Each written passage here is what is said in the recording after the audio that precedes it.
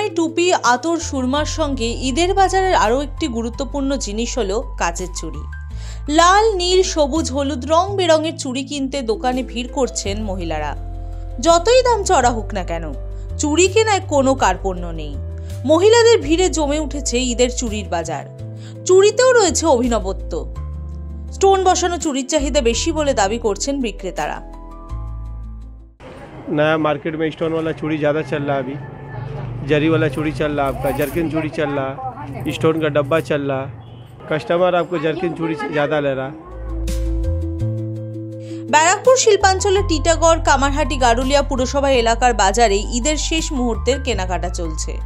সাধারণ সেমাইয়ের পাশাপাশি ব্র্যান্ডেড সংস্থাগুলিও এখন লাচ্ছা প্রস্তুত করছে, আর স্বাস্থ্য সচেতন মানুষ সেদিকেই ঝুঁকছে বেশি। ঈদ উপলক্ষে এবার সবচেয়ে বেশি বিক্রি হচ্ছে অয়েল ফ্রি সেমাই। ঘি, ডালডা ছাড়া সেমাই কিনতে হিড়িক পড়ে গেছে। এবছর পাকিজা কেশর লাচ্ছা। এবার এই ঈদের সব থেকে বেস্ট লাচ্ছা এইটাই হলো এবছরে। তারপরে হলদিরামের লাচ্ছা, কেশর লাচ্ছা। হলদিরামে প্রায় মোটামুটি প্রায় সব থেকে বেশি বিক্রি।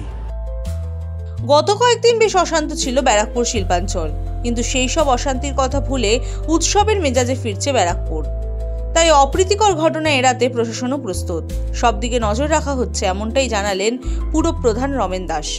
নিয়মিত রুটিন মাফিক যা হয় পরিষ্কার পরিচ্ছন্ন করা, এলাকার চটের ব্যবস্থা করা যাতে নামাজ সুষ্ঠুভাবে হয়, যাতে রাস্তার উপর যেখানে নামাজ হয় সেখানে প্রশাসনের সাহায্য নিয়ে কিভাবে নামাজটা সুষ্ঠুভাবে পড়ানো যায় সেই ব্যবস্থা করা, ক্লিনিক করা, জলের ব্যবস্থা সুন্দর সুস্থভাবে রাখা, এটাই কাজ করা।